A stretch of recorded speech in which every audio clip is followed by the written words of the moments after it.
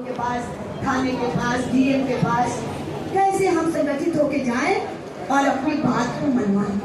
आज बैठी हुई हैं सब लोग, आप जनप्रतिनिधि हैं, लेकिन रोज सुनने को मिलता है कि हमसे कोई बात नहीं सुनता। डीएम, एसपी, डीडीसी कोई नहीं सुनता है।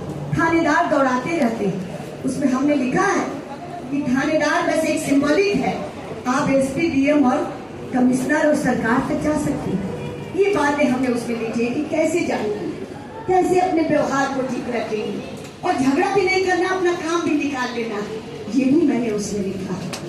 और सरकारी संस्थाओं के सब कहीं खाली है ही नहीं है। हम कौन कौन से हमको सरकार से योजना मिल रही है, उसको हम पढ़ेंगे, उसको हम समझेंगे, अखबार पढ़ेंगे, टीवी देखेंगे। ये सारी चीज हमने उसमें डाला है।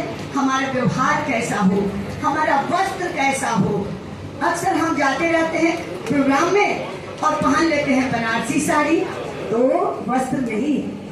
वकील का वस्त्र ठीक है कि काला कोट है तो वकील है, आपको डॉक्टर है तो ऊपर से व्हाइट कोटी है, इंजीनियर है तो कुछ वो लगा लेता है आगे कि हम काम कर रहे हैं, वो पीला और लाल जो काम करते हैं सब। हमारा क्या है? हमारा सादगी। मेरी पहचान सादगी है।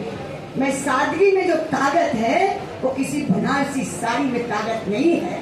वो सादगी में वो जो आप जाएंगी तो वीडियो और सीओ और डीएम बिल्कुल सर झुकाएंगे और आपका काम नहीं होगा फिर मुझे फोन करना। बिल्कुल आप सादगी से, संयमित से जाकर अपनी बात अगर मनवाने का मादा रखेंगी तो आप कभी भी वहाँ बिना काम कराए आप नहीं लौटेंगे। ये सारी चीजों को हमने उसमें लिखा है कि आप आगे बढ़ें। हमको जब आरक्षण मिला है, जब आगे बढ़ने की बात हुई है तो हम क्यों पीछे पीछे किसी के घूमेंगे। मुझे याद है मुख्यमंत्री जी, मैं पंचायती राज के समय एक और किताब लिखी थी, सपने और सच्चाई। बड़ा कार्यक्रम किया था हमने, 2 दिनों का। सुमित्रा महाजन आई थी, उसमें से बहुत बहनें विधायक बन गई हैं और बहुत सी बहनें विधायक बनी और मिलती हैं तो कहती हैं कि हम अभी भी विधानसभा में हैं। तो ये उन्होंने आकर के और हम लोगों का मनोबल बढ़ाया और हमने उस समय भी किया।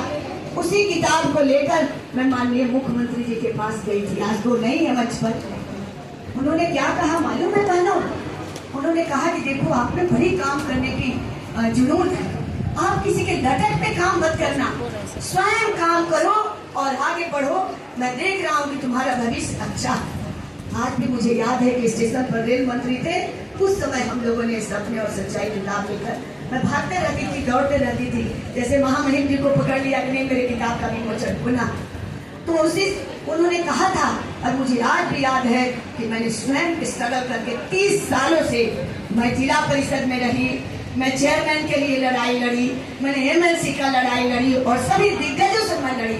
लड़ते लड़ते अंततः मैं विधायक बनी।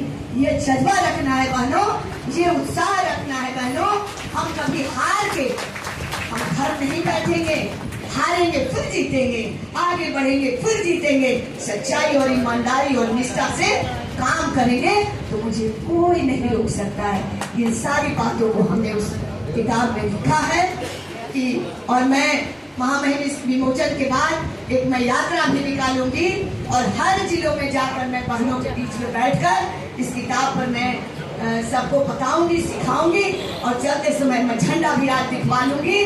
और लास्ट महीने में मैं पूरा बिहार घूम करके अपनी बहनों को एक टीम तैयार करूंगी जो कहे कि मुझे संसद में जाना है, मुझे विधानसभा में जाना है।